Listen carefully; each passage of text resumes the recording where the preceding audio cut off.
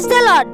ఈరోజు దేవుని వాగ్దానము, నా ఆత్మ మీ మధ్యన ఉన్నది గనుక భయపడకుడి. హగ్గయి 2వ అధ్యాయము 5వ వచనము. ప్రియులారా, షయల్తీయేలు కుమారుడైన జెరుబ్బాబేలు కాలంలో ఉన్న ప్రజలతో దేవుడు మాట్లాడుచున్నారు. నా ఆత్మ మీ మధ్యలో ఉన్నది కనుక భయపడవద్దు అని సెలవిస్తున్నారు.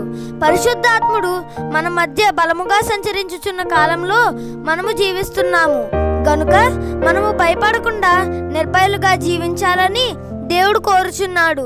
ఈ రోజుల్లో ప్రపంచమంతా కరోనా వైరస్ ద్వారా భయపడుతున్నారు. దేవుని పిల్లలారా, ప్రభు వైపు చూద్దాం.